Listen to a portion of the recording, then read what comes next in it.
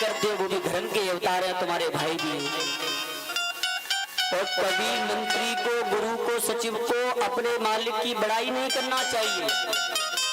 और बुजुर्ग जी तो एकदम धर्मनिष्ठ महात्मा है कि सचिव वैद्य गुरु तीन जो प्रिय बोलै भयास, राज धर्म तनु तीन करे हो यही बेग ही नाश। सचिव यानी मंत्री, सेक्रेटरी, ग्राम पंचायत है ना। सेक्रेटरी को कभी सरपंच की ठुकरसादी नहीं करनी चाहिए। हाँ नहीं। और सचिव यानी सेक्रेटरी, वैद्य माने डॉक्टर को कभी मरीज की ठकुरस्वादी नहीं करनी चाहिए कि अरे एक इंजेक्शन ले लो, एक टेबलेट खा लो, उसमें तुम्हारा काम हो जाएगा, स्वस्थ हो जाओगे। अरे जो चीज उपयुक्त है वही दवा देनी चाहिए डॉक्टर को। कि पैसा के लालच में कोई दवा तो देनी है, हार्ट अटैक की दे दी, टीवी की, तो क्या होगा बताओ। तो ये सब नहीं करना चाहिए। सचिव वैद्य गुरु को कभी ऐसे वचन नहीं बताने चाहिए जिससे चेला का पतन हो जाए। जो बात सत्य है वही उसको कहना चाहिए, अन्यथा ये सब उनके अनुरूप चलते तो उनका होली ले गई नाश, जल्दी नाश हो जाता है। लेकिन यह विदुर जी की नहीं चली। विदुर जी ने सब छोड़ दिया, धनुष बाण रखे और जाकर के वन में कुटिया बना ली, कुटिया में रहने लगी। मानो सुखदेव जी कहते हैं जैसे विदुर जी गए तो ऐसा लग रहा है उन कौरवों की आयु उनके साथ में चली गई। रामचरितमानस में रावण का खूब बड़ा परिवार था, खूब वैभव था, खूब संपन्नता थी, खूब ज्ञानी था। लेकिन विभीषण का अपराध कर दिया, अपमान कर दिया। क्योंकि कौरवों में अगर धर्म के रूप में कोई था, कौरव अगर बच रहे थे तो किसके कारण? विदुर के कारण, क्योंकि विदुर धर्मात्मा है। और इधर रावण अभी तक बचा था किसके कारण? पूरे विभीषण के कारण, क्योंकि राम का परम भक्त था। लेकिन जब रावण ने विभीषण को लात मारी तो ऐसा लगता है कि आज रावण की आयु समाप्त हो गई। कि अस कहे चला विभीषण जब ही कि आयुहीन भये सब तबही। जब से विभीषण गया लंका को छोड़ करके सारे के सारे राक्षस आयु विहीन हो गए। आज महाराज जब कौरवों की सभा से महाराज विदुर जी गए तो कौरवों की आयु नष्ट हो गई, समाप्त हो गई। लेकिन इधर जब विदुर जी महाराज वन में आए बुधवानी के पास, बुधवानी ने पूछा महाराज आज चेहरा लटका हुआ कैसा? बोले क्या बताएं, जहाँ धर्म की चर्चा नहीं अपने राम बनते नहीं। लेकिन कुछ समय बाद समय व्यतीत हुआ। कुछ लोगों ने कहा कि भगवान कृष्ण से प्रभु आप पांडवों की रक्षा कर रहे हो। लोग कहेंगे अगर भगवान कृष्ण चाहते तो महाभारत होता ही नहीं है। अरे भगवान कृष्ण धर्मात्मा थे, परब्रह्म परमात्मा थे, उनके रहते भी महाभारत जैसी समस्या खड़ी हो गई। हे गोविंद आप देखो कलक नहीं लगे इसलिए जाओ कौरवों को समझा के आओ। तो आज मेरे गोविंद दूत का भेष बना करके आज कौरवों को समझाने जा रहे हैं। और जैसे ही रथ में बैठने लगे तुरंत द्रौपदी आ गई उनके सामने। गोविंद जा तो रहे हो, ध्यान रखना कि जाओ भले कुरुराज से, हमें कोई आपत्ति नहीं है, भले ही जाओ। कि जाओ भले कुरुराज से धार दूत को भेष। लेकिन ध्यान तुम्हें क्या रखना है कि भूल ना जाइयो पर वहां ऐसो कृष्णा भेष। मुझे कृष्णा मुझे द्रौपदी का ये केस मत भूल जाना, केस अभी भी खुले हुए हैं। जब तक कौरवों के रक्त से मैं अपने केसों को नहीं सींच लूंगी तब तक मेरे केस बदलने वाले नहीं हैं। कि जाओ भरे कुरुराज से धार दूत को भेष, भूल ना जाइयो वहां ऐसा कृष्णा भेष। ये कृष्णा का भेष मत भूल जाना, क्योंकि तुम जल्दी बह जाते हो भावनाओं। दो चार बार तुम्हारी कोई स्तुति कर ले तुरंत प्रसन्न हो जाते हैं। तो आज मेरे गोविंद आए हैं, जैसे दुर्योधन की सभा में मेरे गोविंद पहुंचे, दुर्योधन ने स्वागत तो किया, क्योंकि दुर्योधन चाहता है कि कृष्ण हमारे पक्ष में आ जाएं। और मेरे गोविंद ने प्रार्थना करी, हे भैया दुर्योधन, हम तुमसे कुछ ज्यादा नहीं मांगते हैं, बस इतना ही कहेंगे, ज्यादा कुछ मत दो, मात्र 5 गाम पांडवों को दे दो, और हम तुमको विश्वास दिलाते हैं कि इसी में वो गुजारा कर लेंगे। दुर्योधन बोला, हे कृष्ण, अपनी औकात में रहो, तुम 5 गाम की बात कर रहे हो कि सूचक रहे न दास्यामि बिना युद्धे न केशव।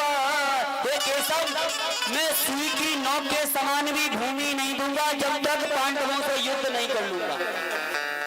तुम 5 गांव की बात कर रहे हो, अगर उनमें औकात है, ताकत है, दम है तो हमसे युद्ध करें, तो चाहे तो पूरा राज्य ले जाए। भगवान तो चाहते यही थे कि संधि ना हो, क्योंकि द्रौपदी ने समझा के भेजा है, हमारा ध्यान रखना हमारे केसों का।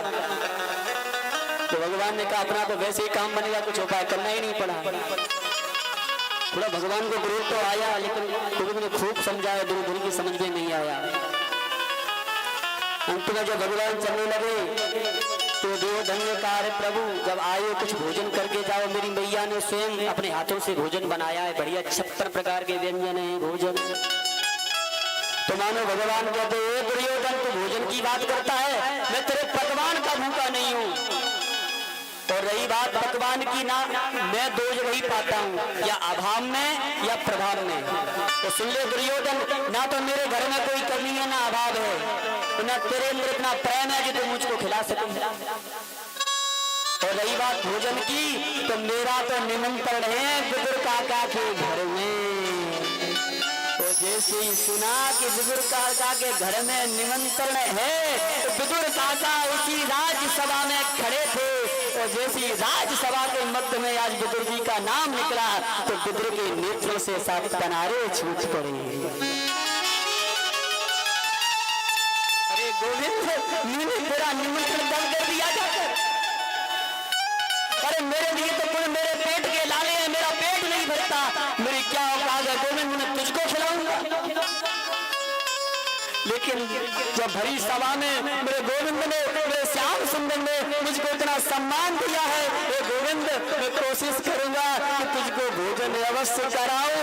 तुरंत राज्यसभा को छोड़ते मेरे गोविंद आज विदुर को निहार रहे हैं कि गोविंद कहाँ चला गया। और जैसे ही महाराज, जैसे ही विदुर काका गए साहब, जगह जगह जाते हैं, वन में जाते हैं, कुछ फल मिल जाए, बाजार में जाते हैं, कुछ मिठाई मिल जाए, लेकिन उनको कोई नहीं देखता, क्योंकि वो राज से पराजित होकर के निकाले गए, धक्का मारकर निकाले गए, गुरु जी की कोई नहीं पूछ कर रहा है। जब विदुर जी को कुछ नहीं मिला साहब, तो एक कदली का फल मिला, केले का फल लेकर के आज विदुरानी के पास आए हैं।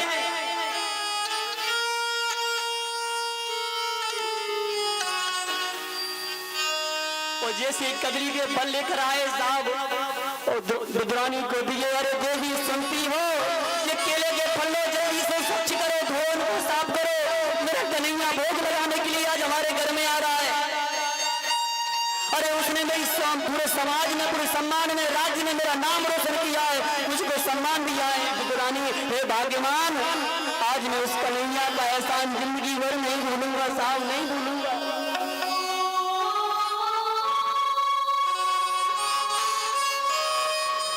तुम तक कुछ विचार कर ही रहते, हे विदुरानी, हे देवी, तुम कुछ भोग की व्यवस्था करो। लेकिन फिर भी मैं कुछ चाहता हूँ, कहीं गोपगौनों के घर में माखन मिश्री कुछ मिल जाएगी, लड्डू पेड़ा मिल जाएंगे, तो गोविंद क्योंकि माखन मिश्री का प्रेम से भोग लगाता है, कुछ पालेगा।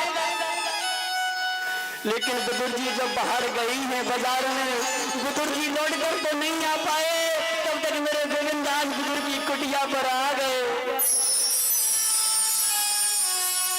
आज मेरे गोविंद ने विदुरानी की कुटिया के किवाड़ की कुंजी खटखटाई। अरे काकी सुनती हो, मैं तेरा लाल आया हूँ, बड़ी जोर से मुझको भूख लगी है, कुछ खाने को मिलेगा क्या? उस समय महाराज विदुरानी स्नान कर रही थी और जैसे ही सुनी कि मेरा कन्हैया आज मेरे दरवाजे पर आया है, तो आज विदुरानी को अपनी देह की सुध नहीं रही भैया, निर्वस्त्र होकर के दरवाजे को खोला है और जैसे दरवाजा खोला तो स्वयं कन्हैया के सामने पाया है। तो कन्हैया ने बेकारी काकी तू तो निर्वस्त्र है। कन्हैया ने अपना पीतांबर उठा करके काकी के बदन पे डाल दिया और काकी बड़े भाव से बड़े प्रेम से गोविंद की बाह पकड़ करके ले गई है और उल्टा पाटा डाला है, क्योंकि भाव में कुछ नहीं पता है मेरे गोविंद को, भाव में कुछ नहीं देखता है। और उल्टे पीढ़ी पर उल्टे पाटा पर आज मेरे गोविंद बैठ गए और काकी छिलका केला को छील करके दे रही है, जो मिगी मिगी उसको बाहर फेंकती जा रही है, वो केला के जो छिलका उसको गोविंद के मुख में देती जा रही है और मेरे गोविंद बड़े भाव से प्रेम से पाते जा रहे हैं। उनको बिल्कुल भी भान नहीं है कि दूधा है कि छिलका, बड़े भाव से पा रहे हैं, कोई भी उनके मन में भान नहीं है, बड़े प्रेम से पा रहे हैं। तो तब तक महाराज विदुर जी आ गए और जैसे ही विदुर जी ने ये दृश्य देखा तो उनके नेत्रों से आंसू के पनारे चलने लगे। धन्य गोविंद, तू 56 प्रकार के भोग लगाने वाला, बड़े बड़े व्यंजन खाने वाला, बड़े बड़े राजमहल से ठाट से रहने वाला, आज मुझे तुच्छ दास की कुटिया में तू आया है, वो गोरी छिलके का भोग लगा रहा है। कैसी विचित्र लीला है, कैसी विचित्र स्थिति है। आज भक्त और भगवान की आज प्रेम से भोग लगा रहे, क्योंकि भगवान कहते हैं कि पत्रम पुष्पम फलम तोयम, मेरे पास कोई भेदभाव नहीं है, पत्र पुष्प जो है सब ले आओ, प्रेम से खाऊंगा। और धाम में आकर के प्रेम में आकर के भक्ति के कारण सारे नियम भूल जाते हैं, सारे तप भूल जाते हैं, सारे संयम भूल जाते हैं। भगवान कहते हैं कि प्रबल प्रेम के पाले पड़कर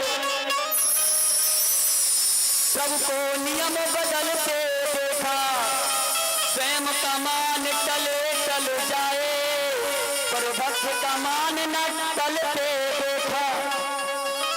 आज मेरे गोविंद सारे मान सम्मान सब भूल गए, तो उल्टी पीढ़ी पर बैठ करके प्रेम से छिलका का भोग लगा। तो छिलका लगाते लगाते बदलने का, अरे कन्हैया छिलका खाओगे तो पेट खराब हो जाएगा, हम मक्खन मिश्री लाए हैं, कुछ पेड़ा लाए हैं। प्रभु कुछ 2-4 पेड़े पालो। और जैसे ही महाराज विदुर जी ने पेड़ा मुख में दिया, गोविंद कहते काका आनंद नहीं आया तुम्हारे पेड़े में मक्खन मिश्री में। अरे जो आनंद छिलके में आ रहा था वो आनंद तुम्हारे पेड़ा मक्खन मिश्री में नहीं है, क्योंकि इसमें एक कर्तव्य छिपा है। क्योंकि गोविंद हमारे घर में आ रहे हैं तो हमारा कर्तव्य बनता है कि उनका हम सम्मान करें, लेकिन जो काकी ने छिलके खिलाए थे ना, उसमें प्रेम छिपा था, भाव छिपा था। भगवान कर्तव्य के भूखे नहीं है भैया, भगवान तो प्रेम के भूखे हैं। प्रेम से जो तुम खिलाओगे प्रेम से पालेंगे।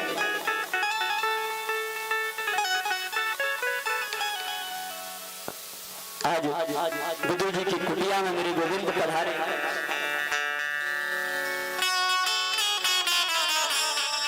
और विदुरानी विदुर जी के ऊपर कृपा करके गोविंद कहते हैं विदुर जी अब समय अच्छे आने वाला नहीं है, अब तुम्हारी योग समय नहीं है, जाओ कहीं वन में निकल जाओ।